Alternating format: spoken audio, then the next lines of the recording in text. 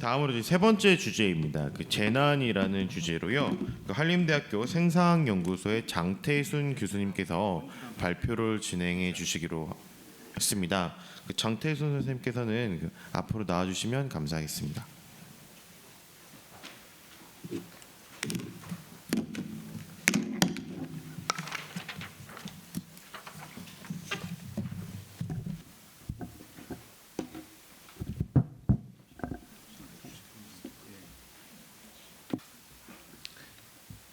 네, 안녕하세요. 방금 소개받은 장태순입니다. 사실은 저는 이제 이 발표 요청을 받으면서 한 20분 정도 발표라고 말씀을 들어서 발표를 굉장히 압축해야겠다 하고 압축을 해놓고 보니까 좀 재미없게 되지 않았을까 약간 우려를 하고 있습니다. 아주 직전 발표가 굉장히 다채롭고 사진도 많고 흥미로운 얘기가 많아서요. 근데 반면에 저희는 좀 이론적인 얘기가 많아서 지루하시면 어떡하나 걱정을 하는데요. 그런 의미에서 가능한 한 빨리 끝내도록 하겠습니다.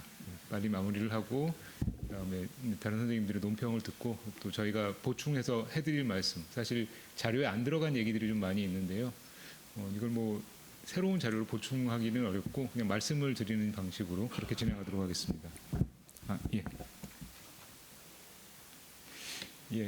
일단 목차는 굉장히 간단하게 되어 있습니다. 저희 아젠다를 소개해드리고 그 아젠다 안에서 오늘 발표드릴 큰 두 가지 이론적인 파트인 뉴노멀 생사학 개념과 이론 정립 파트하고 그다음에 한국인의 죽음의 질 척도 개발 이 두 파트를 소개해드리는 방식으로 진행을 하도록 하겠습니다.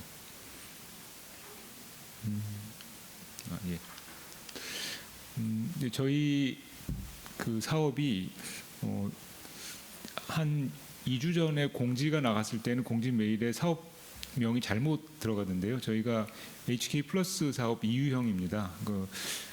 그때는 뭐 다른 방식으로 나갔었던 것 같은데 연구소 지원 사업이라고 나갔나요? 근데 이제 저희는 지금 HK 플러스 사업을 하고 있고요. 저희 사업에서 지금 준비하고 있는 계획하고 있는 내용이 지금 여기 나와 있는 것처럼 생사학이라는 새로운 학문 영역을 개척한다라고 되어 있는데 사실은 생사학은 존재하지 않는 학문은 아니고요. 이미 서구권에서 특히 미국과 영미권 중심으로 굉장히 많이 발달되어 있는 학문입니다. 단지 한국에 많이 소개가 되어 있지 않을 뿐이고 그래서 저희 한림대학교에 2004년에 생사학 연구소가 처음 생기면서 이제 국내에 이 생사학이라는 말이 들어오기 시작했죠.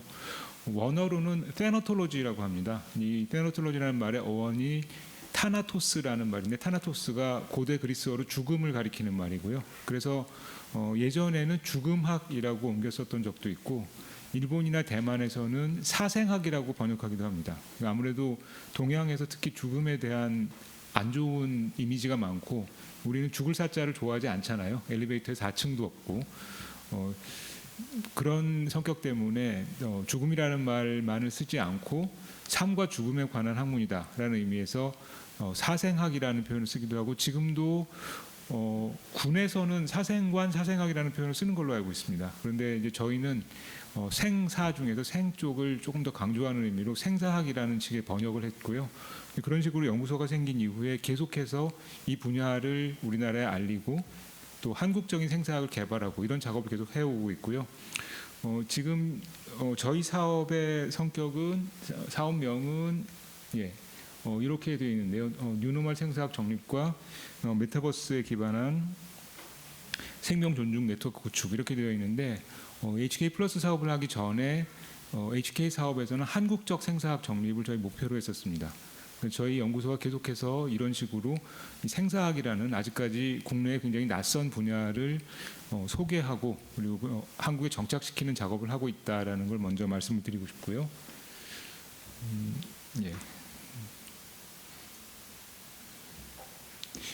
그리고 이제 저희가 생각할 때 원래 테나톨로지라는 학문이 영미권에서 처음 만들어졌을 때는 죽음이라는 문제에 조금 더 집중해서 고민을 했다면 저희는 그걸 조금 더 넓혀서 죽음에 대해서 우리가 고민하는 건 결국 삶을 위해서다.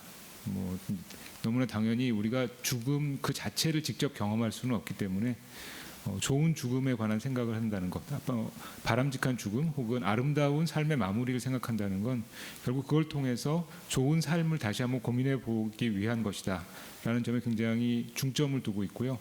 물론 저희도 죽음 교육을 굉장히 많이 하고 있습니다만 그 죽음 교육은 언제나 삶을 위한 죽음 교육이라는 걸 강조하고 있는 편이긴 합니다.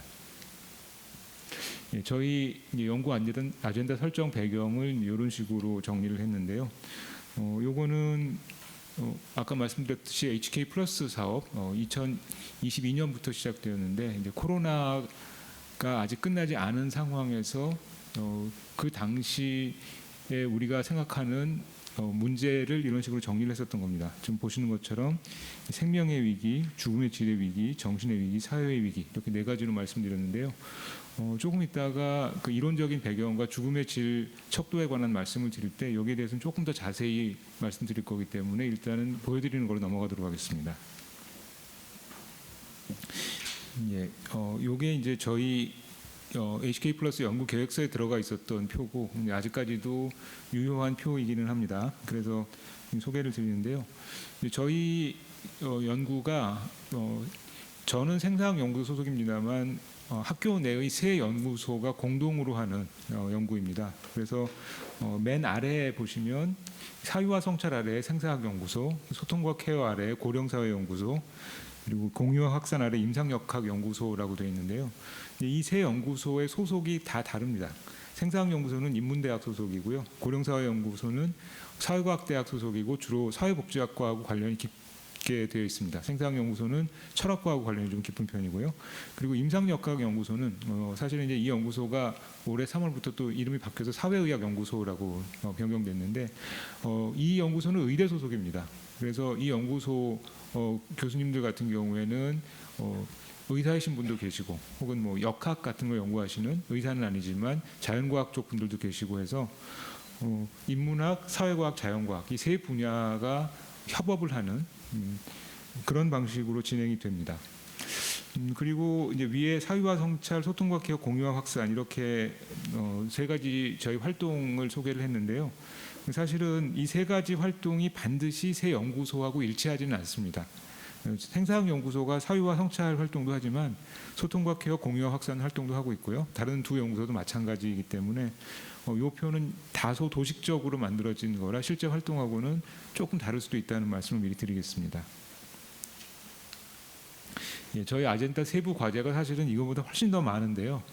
제가 처음에 표를 만들어 놓고 보니까 보시는 분들이 너무 어지러우실 것 같아서 지금 자료집을 받으시긴 하셨습니다만 사실 저도 이게 좀 멀다 보니까 이쪽을 쳐다보면 보이는데 저쪽을 보면 좀 잘 안 보이고 그럽니다. 그래서 일부러 자료를 앞에 가지고 와서 보고 있기는 하는데요. 너무 많은 자료가 있으면 좀 혼란스러우실 것 같아서 한 두 가지 정도씩으로 정리를 했습니다. 그래서 이제 각각의 그 활동에 대해서 사유와 성찰, 소통과 케어, 공유와 확산에 대해서 두 가지씩으로 활동을 정리했는데요. 사유와 성찰은 간단히 말씀드리면 이론을 만드는 작업이라고 할 수 있고요. 공유와 확산, 죄송합니다. 소통과 케어부터 말씀드리겠습니다. 여기서는 지금 화살표는 공유와 확산을 거쳐서 소통과 케어로 나와 있는데 소통과 케어는 그 이론을 바탕으로 해서 좀 더 실제적인 작업을 하기 위한 학문적인 연구 작업을 하는 거고 공유와 확산은 대중을 상대로 혹은 이제 저희 같은 경우에는 대중을 교육하는 교육자들을 상대로 직접 활동을 하는 그런 활동이 되겠습니다. HK 플러스 혹은 HK 사업을 해보신 선생님들께서는 아시겠지만 이 사업 내 지역 인문학센터라고 해서 대중 상대로 저희의 연구 성과를 확산하는 작업을 해야 되는 활동이 있거든요. 저희 같은 경우에는 공유와 확산이 거기에 해당되는 거고 이쪽 활동이 아마도 다른 연구소에 비해서는 굉장히 활발하지 않을까라고 내심 자부하고 있습니다. 이렇게 세 가지로 구성이 되어 있는데요. 이제 이 세 가지 활동 중에서 오늘 제가 소개드릴 거는 사유와 성찰 파트에서 뉴노멀 생사학의 개념과 이론 정립에 관한 그런 활동을 소개해드리고요. 그 다음에 소통과 케어 쪽에서 한국인의 죽음의 질 척도 개발을 소개해드리려고 하고 있습니다. 예. 이 중에서 첫 번째인 뉴노멀 생사학의 개념과 이론 정립 부분인데요. 일단 코로나19가 일어나고 나서 아까도 잠깐 보여드렸습니다만 코로나19가 우리에게 어떤 변화를 일으켰는가 하는 거를 찾아보고 그리고 조사를 하고 분석을 하고 그리고 특히 저희 같은 경우에 그게 한국인들의 생사관에 어떤 영향을 미쳤는가 하는 걸 연구하는 게 일단 첫 번째 과제였습니다. 여기 제가 지금 써놓은 거는 저희가 코로나19 이후에 변화된 한국인들의 죽음에 관한 생각, 생사관에 관한 조사를 한 보고서가 또 있는데요. 그 보고서의 내용과 그리고 그 이후에 나온 다른 자료들을 참고해서 정리한 겁니다. 사실 뭐 이 내용 자체에 대해서는 뭐 어려운 내용은 없기 때문에 제가 하나하나 소개를 드릴 필요는 없을 것 같기는 한데요. 여기서 일단 첫 번째는 뭐 너무 당연할 수도 있고요. 사실 뭐 뒤에서도 말씀드리겠지만 생사학이라는 분야가 20세기에 처음 나타나게 된 이유가 19세기까지의 대중들, 특히 서양 사람들은 죽음이라는 개념을 혹은 죽음이라는 현실을 가능한 한 회피하려고 굉장히 애를 썼던 게 너무나 많이 보입니다. 그리고 그 결과가 어떤 의미로는 굉장히 비극적으로 현재 나타나고 있기 때문에 그 문제를 해결하기 위해서 사실 생사학이라는 분야가 처음 나타나게 됐습니다. 처음 생사학이라는 말을 썼던 사람은 우리한테는 뭐 요구르트로 유명한 메치니코프라는 의학자였는데요. 그런데 실제로 사람들이 생사학이라는 말에 대해서 관심을 많이 가지고 대중적으로 영향력이 생기고 그리고 많은 사람들이 이 문제를 중요하게 생각하게 된 거는 오스트리아 출신의 미국에서 주로 활동했었던 의사인 엘리자베스 퀴블러 로스라는 분 때문입니다. 그분에 대해서 들어보신 분이 혹시 계실지도 모르겠지만 죽음과 죽어감이라는 책이 1960년대에 나왔는데요. 이분은 주로 말기 암 혹은 중병에 걸려서 죽어가는 환자들을 굉장히 많이 인터뷰를 해서 그 인터뷰한 결과를 책으로 내셨는데 그때까지만 하더라도 지금도 사실은 약간 그런 경향이 있습니다만 일반적으로 의사들은 혹은 병원에서는 이미 더 이상 치료가 불가능하다라고 선고가 된 환자들에 대해서는 크게 관심을 안 가지는 경향이 있었습니다. 그때는 호스피스라는 게 존재하지 않았던 시절입니다. 사실 의학 관점에서 보면 더 이상 치료가 불가능한 환자, 이게 뭐 암이 되었든 다른 난치병이 되었든 간에 치료 불가라는 판정이 나왔다는 것은 의학 입장에서 봤을 때는 치료가 실패했다. 의학이 더 이상 갈 수 없는 길이다라는 관점이 되거든요.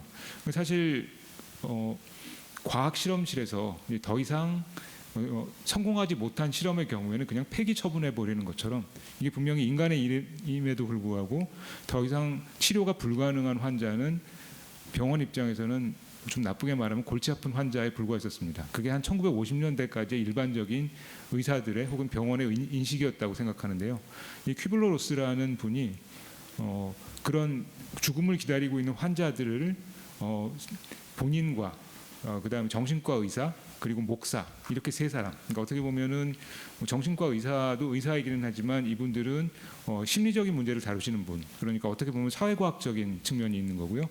목사, 신학 혹은 뭐 영성 혹은 인문학적인 측면이 있는 분인데 자연과학, 인문학, 사회과학 이 세 분야의 전문가들이 모여서 죽음을 앞둔 환자의 말을 듣는. 그러니까 지금 생각해 보면 굉장히 혁신적인 활동을 먼저 시작하셨던 거죠.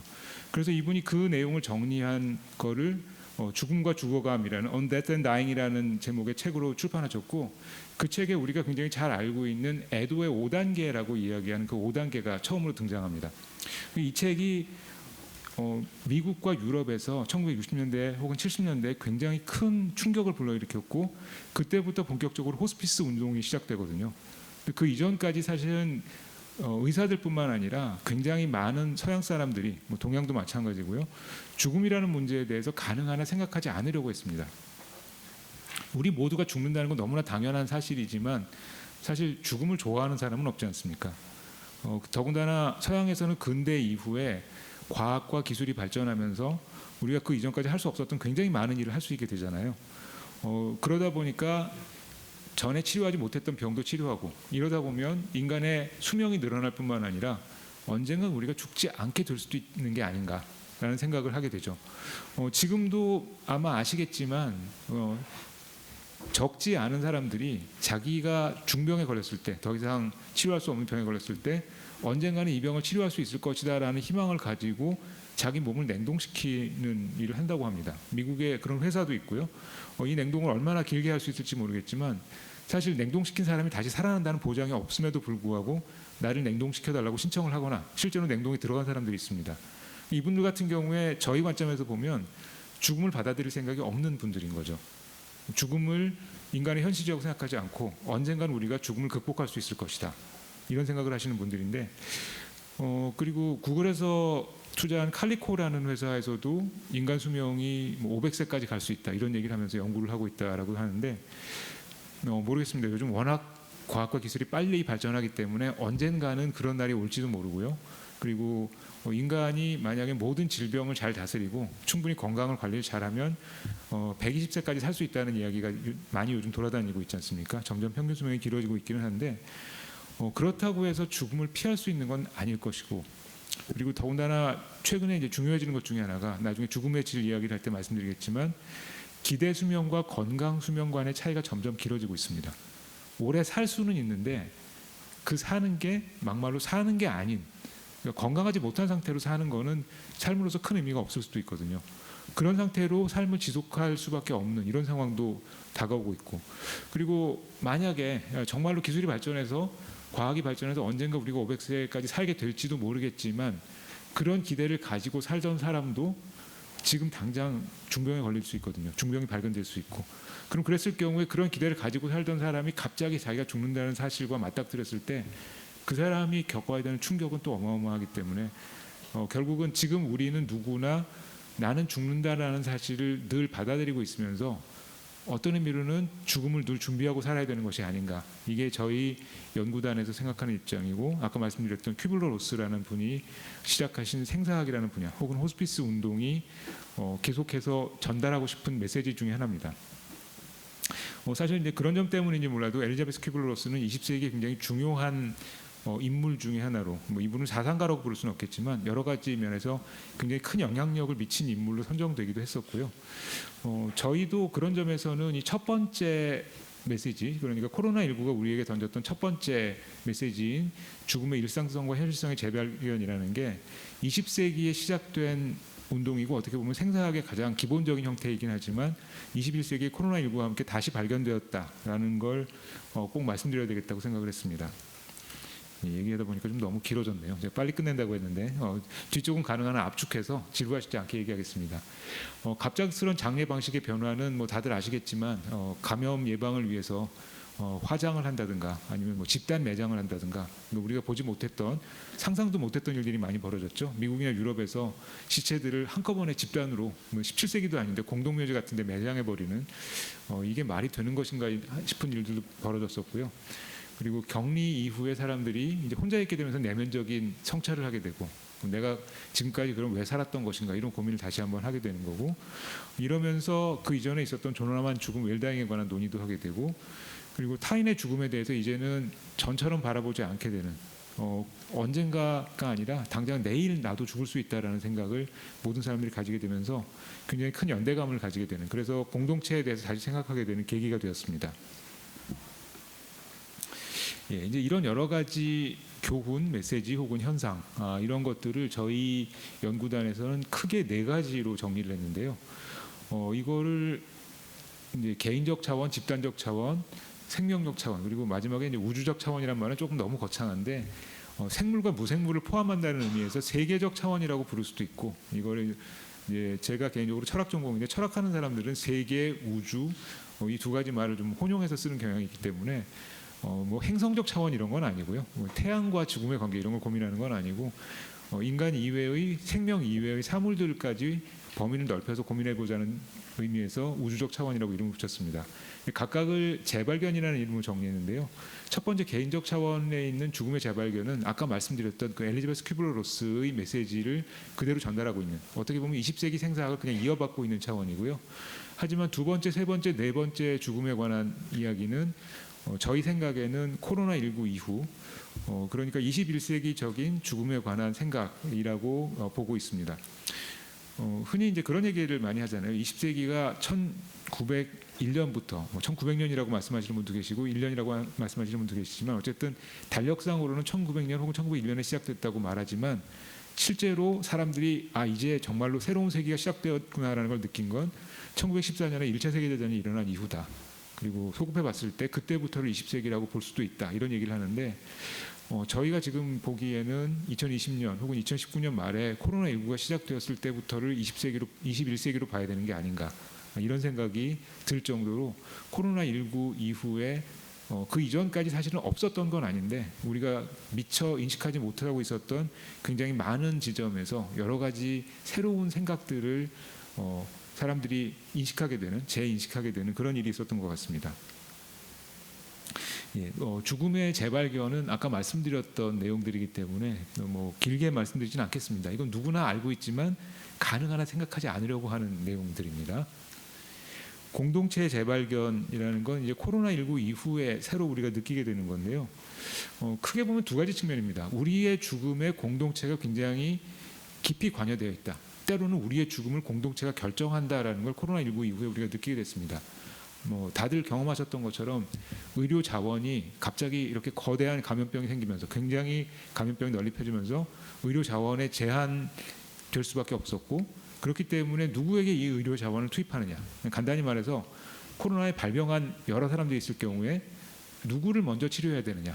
누구를 먼저 돌보아야 되느냐. 이런 문제가 생기는 거죠.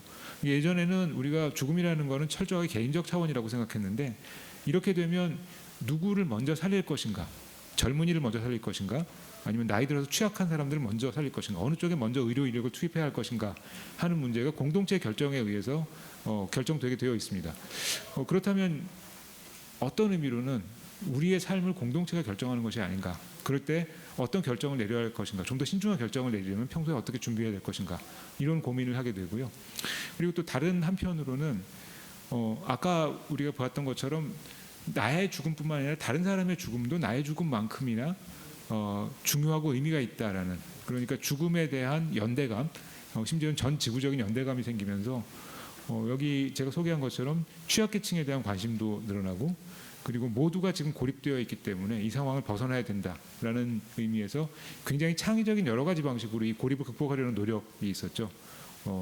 이제 줌 같은 걸 이용해서 사람들이 소통할 뿐만 아니라 심지어는 각자 집에 있는 음악가들이 유튜브나 줌을 통해서 합주를 한다든가 이런 식의 그 이전까지 생각하지 못했던 방식의 연대의 노력이 있었는데, 거리상으로는 멀리 떨어져 있었지만 오히려 사람들은 심정적으로 더 가까워지기도 하는 그런 좀 재미있는 현상이 많이 벌어졌습니다.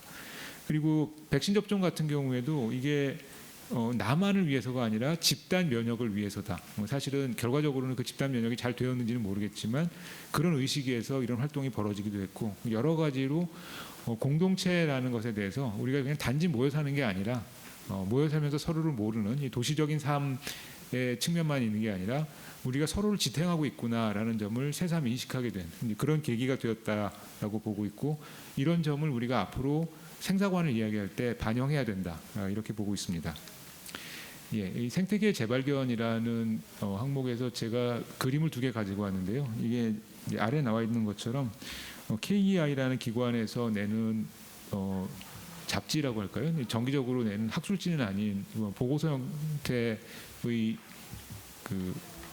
기관지에 실려 있는 그림입니다. 근데 왼쪽 그림은 UN 환경 프로그램에서 만든 거를 한국어로 번역한 거고요. 오른쪽에 있는 거는 네덜란드에서 만든 그림인데, 왼쪽 그림은 간단히 말씀드리면 이 코로나19라는 바이러스가 그냥 생겨난 게 아니라 인간이 나쁘게 말해서 자연을 파괴하고 자연을 과하게 개발하고 환경과의 접촉이 많아지면서 생겨난 것이고, 그렇기 때문에 이걸 한 번으로 끝나는 게 아니라 앞으로도 계속 일어날 수 있다. 그야말로 이게 뉴노멀이 될 수 있다라는 점을 분석했었던 거고요. 그다음에 오른쪽에 원헬스라는 이름으로 정리되어 있는 표는 우리가 건강을 생각할 때 인간의 건강만을 가지고 이야기할 수 있는 건 아니고, 인간뿐만 아니라 동물, 더 나아가서 생태계, 환경 전체의 건강을 유지하려는 노력을 할 때만이 인간의 건강도 유지될 수 있다라는 메시지를 담고 있는 그림입니다. 이것도 이 정도로 간단히 넘어가도록 하겠습니다. 그리고 이제 마지막에 있는 사물의 재발견, 아까 제가 우주적 차원이라고 거창하게 말씀드린 부분인데요. 이 부분은 사실 저희로서도 좀 실험적인 영역이고 아직까지 이걸 구체적으로 어떻게 구체화해서 뭔가 활동을 하기는 좀 어렵지만 지금 대비해야 되는 영역이 아닌가라고 생각해서 아이디어를 내고 생각을 같이 하고 토론하고 있는 영역인데요. 이번에 이제 코로나19를 겪으면서 우리가 인간 대 인간의 접촉이 줄어드는 대신에 인간과 소통하기 위해서 사물하고 접촉해야 되는 일이 늘어나고 있었습니다. 그리고 뿐만 아니라 지금 기술이 발전하면서 AI, 로봇, 사물 인터넷 이런 것들이 나오면서 인간이 예전에는 인간과 접촉해야만 할 수 있는 일들을 점점 사물과 해야 되는 일이 많아지고 있습니다. 뭐 당장 레스토랑이나 카페에 가더라도 이제는 주문을 직접 와서 받지 않고 키오스크를 통해서 주문하거나 아니면 주문하는 시스템을 통해서 주문하잖아요. 이런 것도 어떻게 보면 인간과 사물의 접촉이 늘어난 거라고 볼 수 있는데요. 이런 식으로 우리가 인공적인 사물들과의 접촉도 늘어나고 또는 생태계 내에서 무생물이라고 할 수 있는 강이라든가 산이라든가 바위라든가 이런 거에 대한 고려도 늘어나기 시작하면서 이제는 생물과 비생물을 그렇게까지 구별할 필요가 있는가? 이제는 어떻게 보면 좀 굉장히 실험적이고 너무 과감한 이야기일지 모르겠지만 죽음이라는 말은 일반적으로 생명체에 적용되는 거였는데 비생명체에 대해서도 어떤 종류의 죽음과 같은 개념을 적용시킬 수 있는 것이 아닌가라는 식의 실험적인 이야기를 하게 됩니다. 예를 들어서 최근에 아직까지는 역시 실험적이기는 하지만 반려 로봇들이 많이 나오고 있잖아요. 뭐 소니에서 만든 강아지 모양의 로봇도 있고 그런데 그 반려 로봇을 키운다고 말하긴 그렇지만 그 반려 로봇과 같이 지내는 어린아이들 같은 경우에 그 로봇이 고장나서 더 이상 작동하지 않게 된다면 뭐 지금은 AS도 많이 해주고 하는데 만약에 작동하지 않게 된다면 이제 고장났네 딴 거하고 놀아야지라고 바로 떠날 수 있을 것인가? 아마 쉽지 않을 겁니다. 저희 생각에는 어떤 종류의 장례식에 해당되는 의식을 치러줘야 그 어린아이가 그 반려 로봇과 올바른 이별을 할 수 있지 않을까 이렇게 생각하는데요. 사실 제가 지금 이야기하는 게 그냥 SF적인 이야기는 아닌 게 요즘 중학생이나 고등학생, 특히 감수성이 예민한 일반적으로 여성들이 많긴 합니다만 뭐 어떤 특정 성에만 한정되는 건 아니고요. 이 감수성이 예민한 청소년들 같은 경우에 사용하던 핸드폰이나 노트북이 망가졌을 경우에 핸드폰 장례식, 노트북 장례식을 해준다고 들었어요. 그러니까 이게 그냥 어른들 입장에서 보기에는 뭐 별일 다 하네, 이상한 짓도 하네라고 생각할지 모르겠지만 사실 시간이 지나면서 앞으로 우리가 특히 AI가 탑재된 인간하고 거의 비슷한 방식의 소통을 하는 기계들을 많이 만나게 되면서 이런 일이 불가능하지는 않다는 생각을 해볼 수도 있습니다. 그리고 또 다른 측면으로 인간의 죽음이 생태계에 어떤 흔적을 남긴다라는 게 뭐 저희가 이 죽음 관련된 이야기를 하면서 굉장히 중요하게 생각하는 건데요. 인간의 죽음이 생태계에 흔적을 남길 수 있다면 이 기계들로 이루어진 세계, 로봇과 AI 세계, 더 나아가서 인터넷 가상 세계에도 사람이 죽고 나서 어떤 흔적을 남길 수 있는 것이 아닐까. 그리고 실제로 그런 식으로 요즘 SF 소설을 쓰시는 작가분들도 있습니다. 예를 들면 사람이 살아있을 때 남겨놨던 모든 기록을 종합해서 가상 세계에 그 사람을 만들어 놓는 거죠. 그래서 예를 들어서 부모님이 돌아가셨다 했을 때 가상 세계에 들어가서 그 부모님을 다시 만나서 AI가 만들어낸 부모님과 이야기를 하고 그런데 그 부모님이 자식과 이야기하기를 거부하는 바람에 숨어버리고 뭐 이런 식의 SF도 있습니다. 그래서 이제 그런 점까지 고려할 때 지금 당장 이게 적용되지는 않을 수도 있겠지만 21세기에는 앞으로 사물의 죽음 혹은 사물 속에서의 죽음에 관해서도 고민해 봐야 되는 것이 아닌가 하는 게 저희의 문제의식입니다. 시간을 좀 많이 쓴 것 같아서요. 이 뒤쪽은 가능한 한 간략하게 설명을 드리겠습니다. 이런 점 때문에 저희가 생각하는 뉴노멀 생사이라는 이 개념은 한 4가지 정도 목표를 가지고 있는데요. 첫 번째, 죽음을 다시 길들이기라는 말은 이제 개인적인 죽음을 좀 더 각 개인이 의연하게 받아들일 수 있도록 하는 거고요.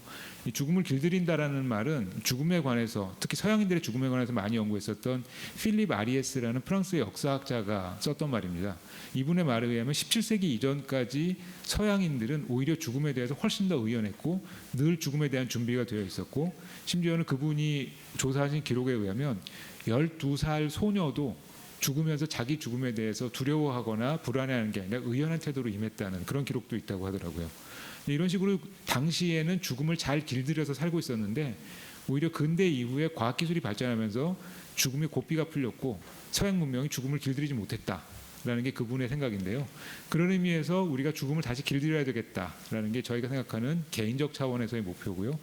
그 다음에 공동체적 생사관, 생태적 생사관, 그리고 뭐 사물 친화적이라는 말도 사실은 적절한 말이 없어서 붙인 거긴 한데 사물과 관련되어 있는 생사관을 정립하는 것, 이것이 저희의 이론적인 목표입니다.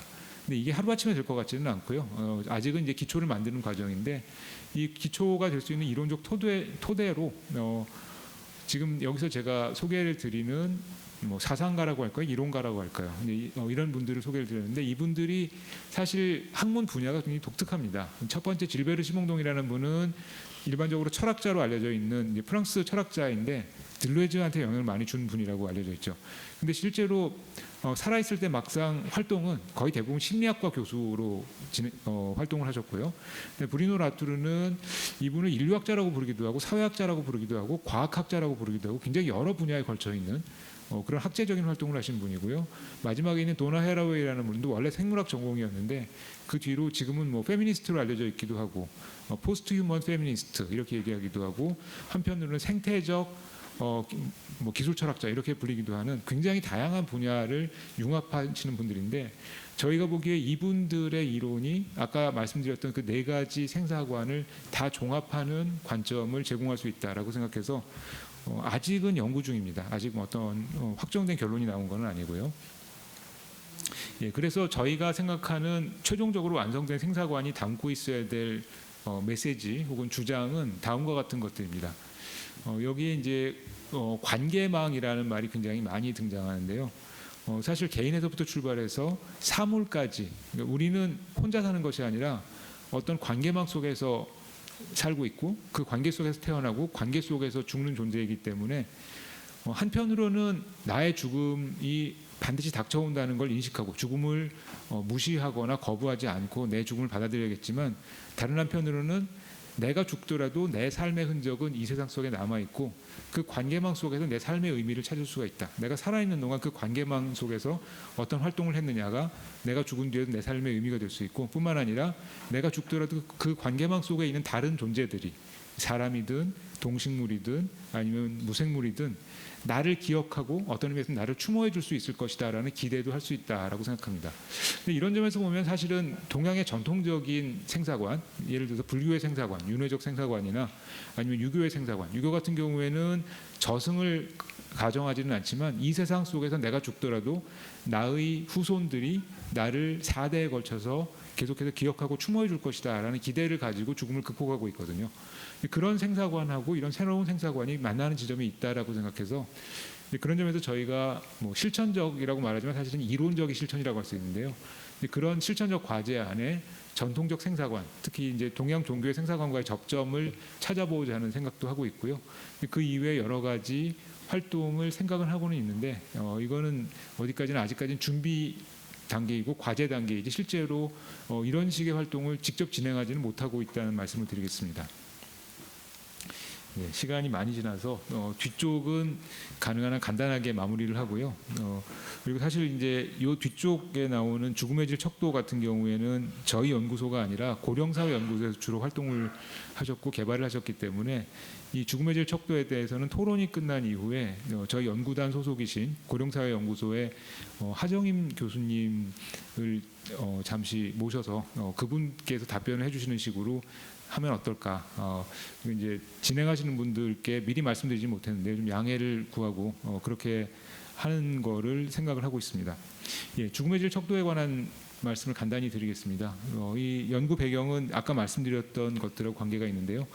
기대 수명과 건강 수명의 격차가 굉장히 심화됐고 그리고 사회적으로도 예전 같으면 나이 든 사람들을 가족들이 돌봤는데 지금은 가족이 돌보지 않고 있죠. 사회적으로 어떻게 보면 뭐 좋아졌다고도 할 수 있는데 시설이라든가 아니면 전문가들이 돌보는 방식으로 진행이 되고 있는데 그게 과연 당사자들에게는 얼마나 바람직한 활동인가, 당사자들이 얼마나 그런 거를 육체적으로 심리적으로 편안하게 느끼고 있는가 이런 문제가 생길 수밖에 없고요. 그리고 코로나19로 인한 영향 그리고 아까도 말씀드렸던 것처럼 이제 죽음이라는 걸 사람들이 좀 더 자기 일로 느끼게 되었기 때문에 이런 문제를 조사하고 고민하고 하는 데 있어서 예전보다 거부감이 훨씬 줄어들었습니다. 그래서 이제 이런 조사를 또 할 수 있게 되었고요. 저희가 이 조사를 할 때 반드시 나이 드신 분들만 대상으로 하는 게 아니고요. 굉장히 젊은 연령층부터 시작해서 중년, 노년까지를 모두 대상으로 해서 이야기를 했습니다. 그리고 이제 한국이 계속해서 핵가족화되고 심지어는 자손이 없는 분들도 많으셔서 나이가 들었을 때 누가 나를 어떻게 돌봐줄 것인가에 대한 고민을 많이 하는데 그런 문제까지를 반영할 수 있도록 그런 식으로 조사를 진행했고요. 개발 절차는 다음과 같습니다. 먼저 선행 연구를 검토를 하고 그다음에 현장 조사는 정말로 이제 나이가 드셔서 돌아가시기 직전이신 분들, 생애 말기의 가족들을 돌봐보신 분들 중심으로 조사를 해서 어떤 요건들이, 어떤 질문들이 죽음의 질을 결정하는 데 중요한 것인가, 중요할 수 있을 것인가를 조사하고 그 다음에 전문가 집단, 포커스 집단 조사를 한 다음에 저희가 30개의 설문을 만들어서 그 설문을 가지고 직접 설문조사를 해보고 그 다음에 타당성 을 또 검토를 한 다음에 최종적으로는 26개의 문항을 구성을 했습니다. 그래서 여기 나와 있는 것처럼 크게 4개의 카테고리로 나눠져 있고요. 이 4가지가 다 굉장히 중요하고 그중에서 특히 마지막에 간병 부담 같은 경우에는 이게 경제적인 문제지만 사실은 이 경제적인 문제가 심리적인 문제하고 직접 또 연결이 됩니다. 만약에 간병 부담이 경제적으로 쉽지 않다, 혹은 가족한테 많은 부담을 지어줘야 된다라고 했을 때 당사자가 받는 심리적인 부담이 또 굉장히 커서 당연히 그분의 죽음의 질이 떨어질 수밖에 없거든요. 그래서 이런 문제도 굉장히 중요하게 생각해야 된다라는 걸 저희도 연구를 하면서 알게 되었습니다. 마지막으로 척도 개발의 의의만 간단히 말씀드리고요. 이 죽음의 질에 관한 연구는 뭐 국내에서만 있었던 건 아니고 외국에서도 있었지만 이제 한국인의 경우에 이게 어떻게 적용되어야 되는가에 대해서 좀 더 생각해 볼 수 있게 됐고요. 더군다나 이제 이런 조사가 좀 더 광범위하게 진행이 되면 사회적 논의를 이끌어낸다든가 아니면 정책적으로 죽음의 질을 향상시키기 위한 정책을 마련한다든가 이런 데 앞으로 중요한 작업이 되지 않을까. 그런 작업을 위해서 중요한 예비적 조사를 앞으로 할 수 있게 되지 않을까. 이런 기대를 하고 있습니다. 시간을 좀 많이 넘긴 것 같아서 죄송합니다. 이걸로 제 발표는 마치도록 하겠습니다. 네, 감사합니다.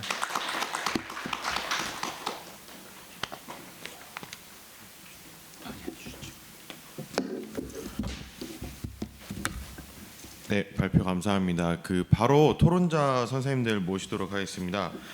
토론으로는 강원대 인문과학연구소의 홍단비 선생님, 조선대학교 재난인문학연구사업단의 강희숙 선생님, 가톨릭대학교 인문사회연구소의 최봉준 선생님께서 토론을 진행해 주시겠습니다.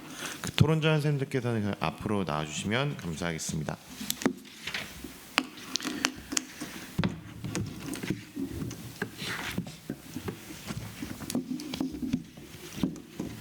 강원대 인문과학연구소 홍단비 선생님께서 토론 진행해 주시겠습니다. 네, 안녕하세요. 강원대학교 인문과학연구소 홍단비입니다. 한림대학교 생사학연구단은 그동안 HK 사업과 HK 플러스 사업을 수행하며 인간의 생명 및 죽음과 관련한 선도적 연구와 실천 활동들을 통해 의미 있는 성과들을 꾸준히 축적해 오고 있습니다. 2024년 12월 65세 이상 인구가 전체 인구의 20%를 기록하며 초고령 사회로 진입한 우리나라에서 생사학 연구는 앞으로 더욱 그 의미와 필요성이 강조되며 중요한 임무와 역할을 수행할 수 있을 것이라 기대합니다. 논의의 발전을 위하여 몇 가지 질문을 드리는 것으로 토론을 대신하고자 합니다. 첫째, 생사학 연구와 생사관 교육은 죽음을 가까이 앞둔 노년층이 주요 대상이 되기보다는 전생애에 걸쳐 단계적으로 행해질 필요가 있다고 봅니다. 예컨대 10대, 20대, 30대의 사망 원인 1위가 고의적 자해인 우리나라에서 청년기와 성년기에는 생명 존중에 초점이 맞추어질 필요가 있으며 40대, 50대에는 부모의 죽음을 마주하게 되고 암과 심혈관 질환 등이 증가하므로 가족의 죽음을 애도하고 자기 돌봄을 위한 생사관 교육이 필요하다고 생각합니다. 이처럼 생사학 연구와 생사관 교육은 생애 주기별로 현대인들이 겪는 신체적, 인지적, 정서적 어려움이 무엇인지를 파악하고 이를 토대로 전 생애에 걸쳐 연속적으로 이루어질 필요가 있다고 생각합니다. 현재 생사학연구단에서는 연령대별로 어떠한 생사학 교육 및 활동들을 진행하고 있는지, 주로 어느 지역과 기관에서 프로그램들을 진행하는지 궁금합니다. 둘째, 메타버스에 기반한 생명종중 네트워크의 구축에 관한 질문입니다. 한림대학교 생사학 HK 플러스 연구단에서는 뉴노멀 생사학 정립과 메타버스에 기반한 생명종중 네트워크 구축을 주요 연구 목표로 설정하고 있습니다. 현재 메타버스의 개발은 어디까지 진행된 상태이며 어젠다를 수행하는 데 있어 메타버스가 구체적으로 어떤 역할을 하고 있는지요. 메타버스 사용의 주요 연령층과 대상군, 그리고 메타버스 사용에 따른 사회적 효과와 기여도는 무엇인지 여쭙습니다. 셋째, 개인적으로 생사학 연구단의 의미 있는 업적 중 하나는 죽음의 질 척도 개발이라고 생각합니다. 현재 한국판 세계보건기구 삶의 질 척도는 개발되어 있지만 죽음의 질 척도는 개발되지 않은 상태이기 때문입니다. 그렇다면 국외에서는 죽음의 질 척도와 관련된 선행 사례들이 있는지요? 아울러 인간의 삶과 죽음은 동시적이고 연속적이며 죽음도 삶의 일부라고 생각하는데 삶의 질 척도와 죽음의 질 척도의 구체적인 변별점은 무엇이며 죽음의 질 척도가 앞으로 사회에서 어떻게 활용될 수 있을지 궁금합니다. 네, 감사합니다. 네, 감사합니다. 다음으로 조선대학교 강희숙 선생님 토론 부탁드리겠습니다. 네, 조선대학교 재난인문의 연구사업단을 맡고 있는 강희숙입니다. 저희 사업이 총 2019년 5월 1일부터였고요.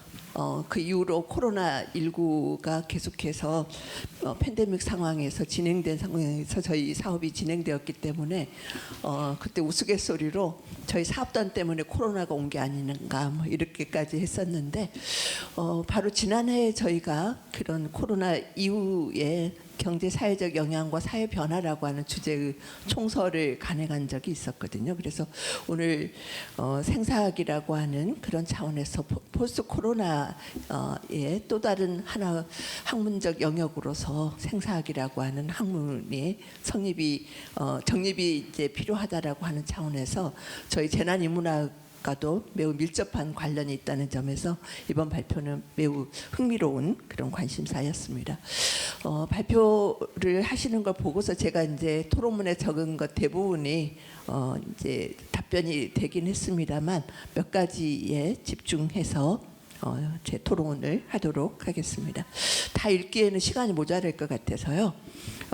우선 제가 드리고자 했던 질문 가운데 하나는 코로나 팬데믹이 죽음과 공동체, 생태계, 사물 등 4가지 대상 혹은 4가지 차원의 재발견을 가능하게 하였다는 분석의 전제는 이전 시기에 인류가 오랜 역사 속에서 축적해온 철학과 종교 혹은 생태학적 인식과 어떠한 연결성을 지니고 있었는지, 만일 완전히 새로운 인식의 전환이 이루어졌다면 그것은 무엇이었을지, 아까 이제 부분적으로 말씀은 해주셨지만 이에 대한 연구단의 성찰의 이제 결과가 있었다면 부탁을 드리고요.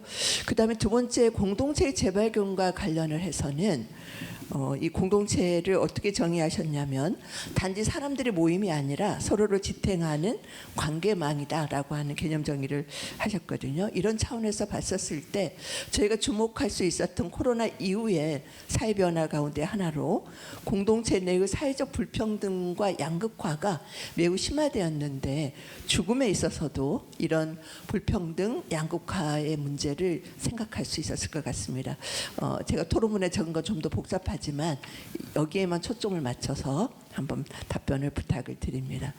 그 다음에 생태계 재발견에 대해서도 우리가 생각할 수 있는 최근의 기후위기 또는 생태 환경의 파괴, 이런 문제와 관련해서 인간의 생태 발자국 또는 탄소 발자국의 영향을 좀 더 깊이 있게 접근할 필요가 있다고 생각을 하거든요. 그래서 이런 생태계의 재발견과 관련된 사유의 성과로는 어떤 것들이 있을지 이것도 좀 궁금합니다.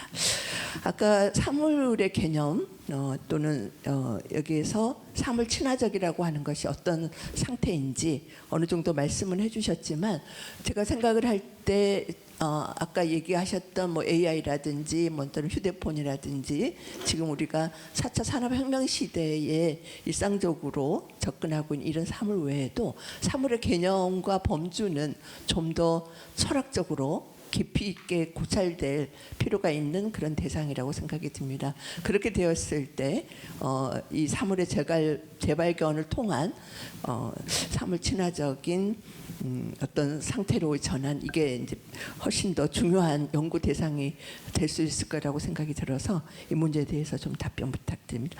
마지막으로 두 번째 관심 주제였던 한국인의 죽음의 질척도 개발에서 최근까지 30개 문항으로 이루어진 전국의 만 19세 이상의 성인 남녀 1,824명을 대상으로 설문조사가 이루어졌다고 하셨는데요.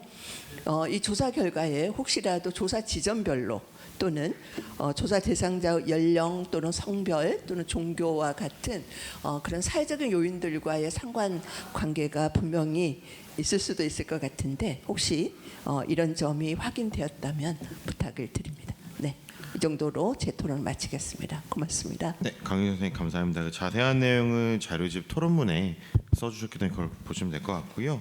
마지막으로 최봉준 선생님 토론 진행해 주시면 감사하겠습니다. 예, 안녕하세요.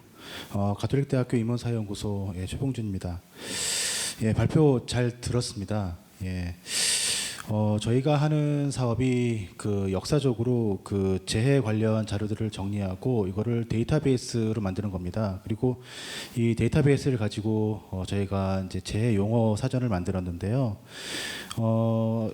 이 발표를 듣다 보니까 어떤 생각이 들었냐면 재해 역시 이제 그 죽고 사는 문제입니다. 예, 그렇기 때문에 이 죽음과 완전하게 뗄 수가 없는 건데 역사에서도 죽음이 많이 나옵니다. 물론 역사 기록이라는 것이 이미 다 죽었던 사람들, 살았던 사람들이 남긴 기록을 가지고 현재 우리 사회를 성찰하는 학문이라 할 수 있겠는데요. 기록들을 보면 거시적인 측면에서 보면 그러니까 어떤 재해가 발생했고 그래서 이제 사람이 얼마큼 죽었다라는 식으로 몸이 건조하게 나온 것도 있긴 하지만 이 어떤 그 죽음을 받아들이는 어떠한 의식적인 차원에서 보면 제의라는 것을 본다면 이 제의를 어떻게 지내는가 그리고 절차를 어떻게 하는가 그리고 각각의 절차나 행위에 대해서 어떤 의미를 부여하는가를 보면 이 공동체가 어떠한 개인 그리고 죽음을 어떻게 받아들이는가에 대해서 우리가 간접적으로 볼 수가 있을 것 같습니다. 또한 개인적인 차원에서도 뭐 묘지명이라든가 비문 그리고 어떤 왕조실록에 나오는 졸기라든가 그리고 만사나 행장 이런 것들 보면 거의 뭐 어떤 그 천편일률적인 내용이긴 하지만 약간의 차이를 통해서 각각의 개인이 어떤 뭘까요? 이 죽음을 받아들이는 어떤 차별적 의식들을 우리가 한번 볼 수 있을 것 같습니다. 제가 발표를 이제 PPT를 보면서 조금 좀 뭘까요? 인상적인 부분은 이 죽음을 어떤 개인적인 차원에서 끝내는 것이 아니라 이 사회, 인류 그리고 전 지구 차원에서 이제 확대하면서 죽음을 통해서 반대 개념인 삶을 재인식한 수단을 보고 있는 것을 통해서 저도 이제까지 그냥 뭐 어떤 생각으로만 갖고 있던 것을 다시 한번 재확인할 수 있었고요. 그리고 이 죽음과 사물과 그리고 이 생태계에 대한 어떤 재인식의 기회를 보고 있는 것들은 굉장히 인상 깊게 다가왔습니다. 그래서 제가 질문 한 4개 정도 달았는데 발표 들으면서 상당 부분 해소가 되긴 했지만 대체로 제가 저 개인적인 차원에서 이해가 안 가는 측면은 뭐냐면 우선 이 아젠다하고 어떤 결과물의 어떤 유기적 결합에 대해서 어느 연구팀이나 신경을 신경을 굉장히 많이 씁니다. 저희 팀도 역시 그렇긴 한데요. 한국인의 죽음의 질 이 나오고 그리고 이것이 어떤 맨 끝에 가장 거시적인 차원에서 이 전 지구적인 어떤 연대감이라는 게 나옵니다. 이것이 어떤 관계가 있는 것인지 궁금했고요. 두 번째로 생사학이라는 분야도 굉장히 생소했는데 앞에 그러니까 최근에 뜨는 단어죠. 뉴 노멀이라는 게 들었는데 이게 어떤 의미가 있는 것인지 조금 설명해 주시기 바랍니다. 또한 어떤 전통적 생사관이라는 단어가 눈에 띄었는데 이것이 어떤 뭘까요? 그러니까 우리가 이 아젠다를 이해하기 위해서 이거를 어떻게 바라봐야 되는가에 관해서도 설명을 해주시면 좋겠습니다. 마지막으로 이 사물이라는 것, 그러니까 이 사람이라는 측면에서 보면 이 사물은 죽지 않는다고 생각하게 되는데 여기서 사물도 어떤 죽음과 관계된다고 보고 계십니다. 아까 잠깐 나오긴 했지만 이 사물이 여기서는 어떻게 쓰이는가에 관해서 다시 한번 말씀해 주시면 좋을 것 같습니다. 마치겠습니다. 네, 감사합니다. 그 세 분 선생님들께서 이제 강론에서도 여러 이야기를 해주셨지만 좀 공교롭게도 세 분 다 이제 아젠다나 이런 필요성에 대해서 공감해 주시면서도 생사이라는 새로운 개념 또 이런 새로운 아젠다들이 이전에 있었던 철학적 개념 재발견이라는 것과 과연 무엇이 다른가 변별력이 있는가라는 것들을 좀 질문을 해주신 것 같습니다. 좀 강론보다는 전체적으로 좀 정리를 해주신 식으로 답변을 해주시는 게 좋지 않을까 싶거든요. 예. 부탁드리겠습니다. 예, 알겠습니다. 일단은 그 제가 발표 자료를 처음에 이제 그 토론자 선생님들께 보내드릴 때 이게 발표문이 아니라 글로 되어 있는 게 아니라 PPT다 보니까 굉장히 많은 내용이 생략되어 버릴 수밖에 없잖아요. 그래서 PPT만 가지고 충분히 이해하시질 못하신 게 많으실 것 같아서 사실 그 토론하시는 선생님들이 이렇게 진지하게 이거를 검토하셔야 된다는 상황 자체를 제가 조금 늦게 이해를 하는 바람에 그래도 그 점은 되게 죄송하게 생각합니다. 만약에 좀 진지하게 생각을 했다면 PPT와 별개로 발표문, 발표문까지는 아니더라도 저희가 그동안 발표했던 논문 중에서 관련된 내용이 있거든요. 그런 거를 첨부 자료로 보내드렸으면 조금 더 그러니까 오해도 적고 그다음에 오늘 발표를 듣고 이해했다는 말씀을 안 하셔도 됐을 텐데 그 점에 대해서 일단은 좀 죄송하게 생각합니다. 홍담희 선생님께서 질문해 주셨던 내용 중에서 이제 각 세대별 활동에 관한 이야기가 오늘은 빠졌는데요. 아까 보셨던 것처럼 저희가 그 대중 대상 사업에 관해서는 오늘 소개를 드리지 않았습니다. 근데 사실은 굉장히 다양한 활동을 하고 있고 그래서 오히려 너무 다양하기 때문에 조금 정리를 해야 되지 않을까 싶을 정도이기도 한데요.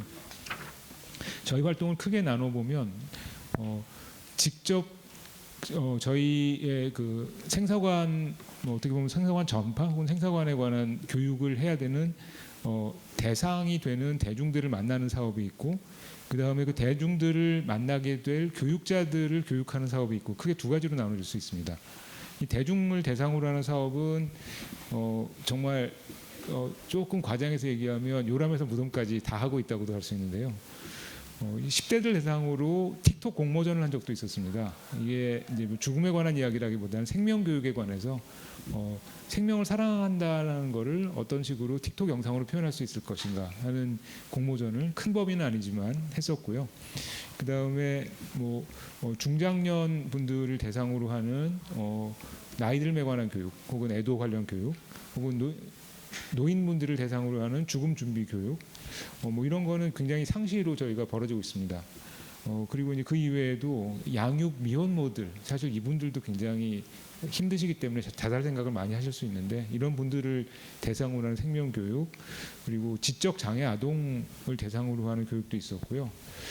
그리고 이제 좀 시험적이기는 했지만 어린이 대상 생명 교육 혹은 죽음 교육이라는 게 어디까지 가능한가 이런 고민도 있어서 사실 이런 교육을 하시는 분들이 지금 계십니다. 그래서 어린이들 대상으로 굉장히 정기적으로 꾸준히 어린이들을 만나면서 여러 가지 교육을 하시는 와중에 이제 죽음 관련된 교육도 하시는 분들이 계셔서 그분들하고 협업을 해서 그런 교육도 해본 적이 있었습니다. 이거는 이제 실험적인 거기 때문에 아직 정기적으로 만들어진 건 아니지만 상당히 많은 가능성이 있다는 걸 발견했고요.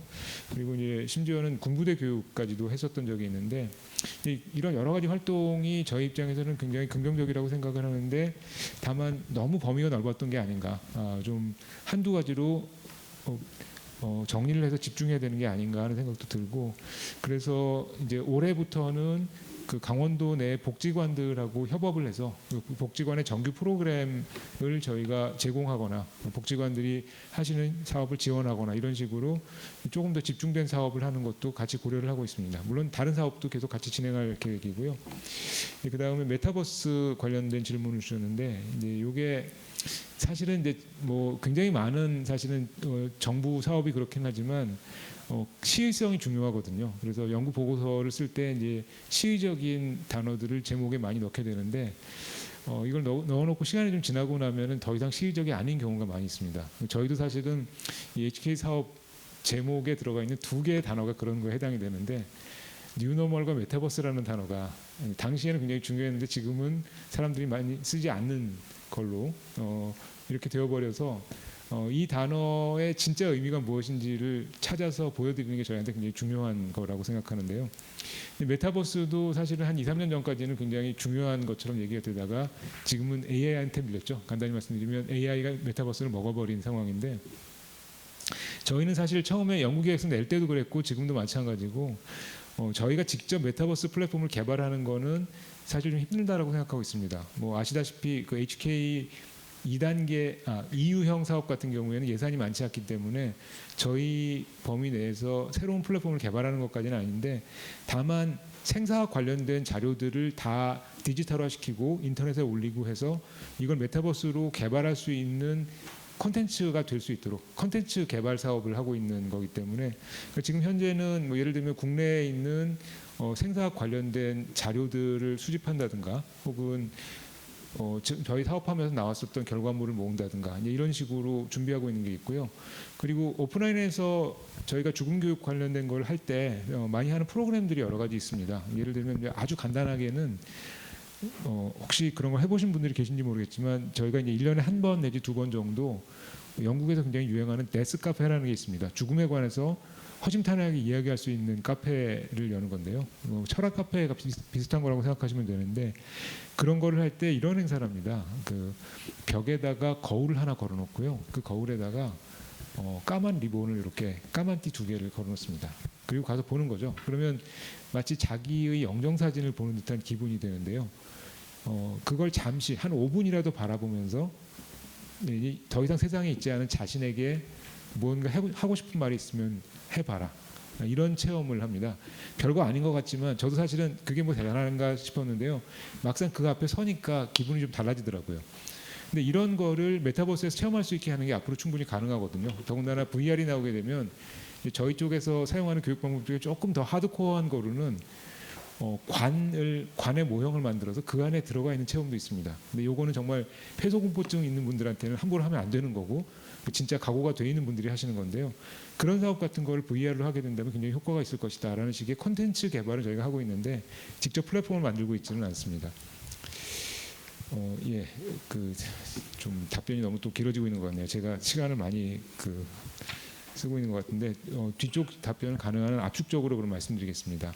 아까 강희숙 선생님하고 최봉준 선생님 질문해 주셨던 내용 중에서 이제 제가 아까 정리해서 보여드렸던 개인적 차원, 집단적 차원, 생태적 차원 그리고 이제 사물까지 포함하는 더 큰 범위의 차원 요거에 관한 질문을 많이 해주셨는데요.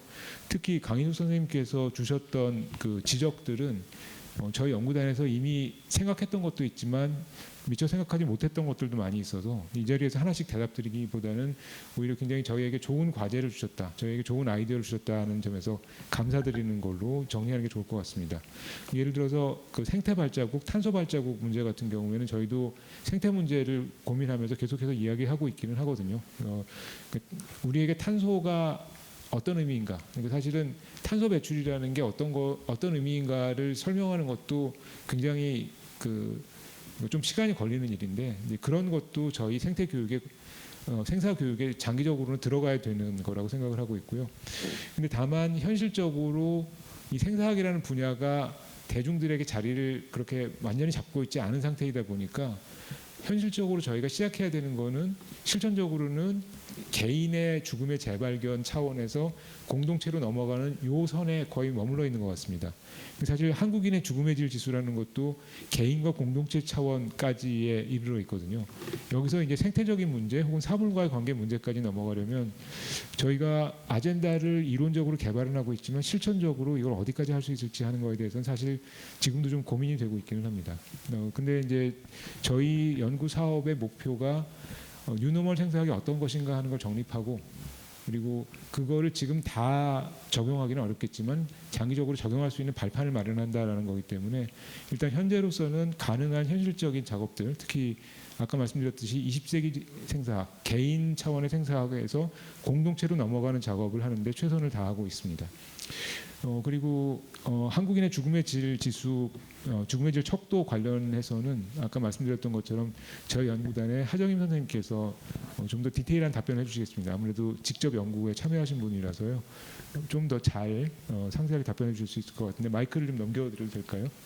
네, 최대한 좀 짧게 예, 부탁드리겠습니다. 짧게 부탁드리겠습니다.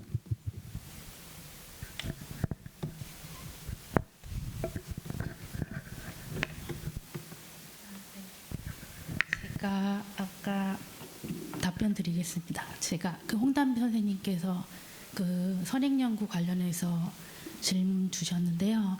그 한국인의 죽음의 질 척도 개발을 위해서 국내외에서 개발된 측정 도구들을 검토를 했습니다. 근데 이런 도구들은 이제 호스피스 완화 의료의 이용자를 위해서 개발된 척도, 그러니까 측정 도구들이 있고요. 여기에는 한국 그리고 캐나다, 일본, 미국 등에서 개발된 그 측정 도구들이 있었는데 이 도구들은 주로 말기 환자의 신체적인 상태, 통증 관리, 그리고 뭐 가족 지지, 또 의료적, 그러니까 영적, 실존적 믿음, 돌봄 등에 대한 그 요소들을 담고 있지만 주로 의료 시스템 내에서 일어나는 어떤 임종기를 평가한다는 점에서 생애 말기 궤적에서 나타나는 실천적인 지침을 제시하는 그러니까 지표로서는 한계가 있다고 판단했습니다. 그리고 이런 그 측정 도구들은 또한 개인을 의료 시스템 내에서 돌봄의 대상으로 간주하고 있기 때문에 환자가 경험하는 죽음의 질 평가에 국한되어 있어서 본 척도 개발에서는 삶의 질과 죽음의 질을 통합적으로 고려하는 관점에서 지표 개발이 필요하다고 보았습니다. 그래서 이제 저희 연구에서는 개인의 현재 삶의 방식이 미래의 죽음의 질에 어떤 변화를 가져올 것인가에서 착안했고요. 이런 것은 결국 삶 전체의 질과 결국에 죽음의 질이 어떻게 연결되어 있는지를 반영하고 하는 것을 목적으로 하고 있습니다. 이를 통해서 본척도 개발에서는 개인의 삶을 주체적으로 마무리하는 과정에서 자기 결정권을 행사하는 역량에 초점을 두고 개인의 성찰과 실천 그리고 개인과 사회 간의 상호 작용을 조망하는데 이제 저희가 의의를 두었고요. 그러니까 그러기 위해서 저희 척도 개발에서는 주로 이런 결과를 얻기 위해 나 중심의 지표를 설계를 하였고 그리고 생애 말기를 1년으로 국한한 안내문을 제시함으로써 상황을 좀 직시할 수 있게 하는 것을 담고 있었습니다. 그래서 저희 척도 같은 경우는 개인 차원뿐만 아니라 사회적 차원 그리고 제도적인 차원을 고려한 척도로서 임상 현장에서 죽음의 질의 측정을 통해 우리 사회 죽음의 질의 문제가 어떤 식으로 이제 진단될 수 있는지 객관적으로 평가할 수 있다는 점에서 의의가 있고요. 그리고 또 다양한 연령층에 대한 그 대상으로 그러니까 연구를 진행했기 때문에 죽음 준비에 있어서 그 연령층에 따른 죽음 준비에 대한 그 인식이 다를 수 있으므로 그 연령대별 죽음 교육 프로그램 등을 개발하고 실천하는데 어떤 기초 자료를 제공할 수 있다는데 의의를 두고 있습니다. 그리고 그 강희숙 선생님께서 질문하신 설문조사 분석 결과는 저희가 이제 인구 사회적 특성에 따라서 유의미한 차이를 나타내는 결과를 이제 몇 가지 이제 요약해 드리면요. 연령대별로 60대의 죽음의 질이 다른 연령대보다 가장 높은 것으로 나타났고, 이는 연령이 증가함에 따라서 죽음에 대한 인식이나 준비에 대한 어떤 그것이 보다 성숙해질 것으로 저희가 다는 것을 시사한다고 봤습니다. 그리고 학력 수준별로 대학원 이상의 고학력자의 경우 죽음의 질에 대한 평가가 가장 높았고요. 그리고 성별에 따라서 여성의 죽음의 질이 남성보다 높은 경향을 보였고, 또한 주관적인 경제적 수준에 있어서도 높을수록, 그리고 미혼자보다는 기혼자의 죽음의 질이 높게 평가되었습니다. 그리고 종교가 있는 경우도 그러니까 없는 경우보다 죽음의 질이 더 긍정적으로 나타나는 것으로 나타났습니다. 또한 저희가 다른 항목으로 가까운 이의 죽음을 경험한 경우가 있는지에 대한 질문도 넣었는데요. 그러니까 그렇게 답변한 경우에 죽음의 질이 더욱 높게 나타났고, 이는 타인의 죽음에 대한 죽음을 경험하면서 죽음에 대한 태도나 준비도가 더욱 더 이제 변화할 가능성을 시사한다고 볼 수 있습니다. 향후 연구에서는 저희가 이러한 요인들을 이제 요인들이 어떻게 죽음의 질에 영향을 미치는지를 보다 정밀하게 분석하고, 그리고 사회적인 차원에서 어떠한 제도적인 개입 방안을 구체화하는 어떤 연구를 진행하고 있습니다. 네, 감사합니다. 그럼 이제 발표를 진행해 주셨던 그 장태승 교수님 비롯한 세 분의 토론자 선생님들 모두 감사드리겠습니다.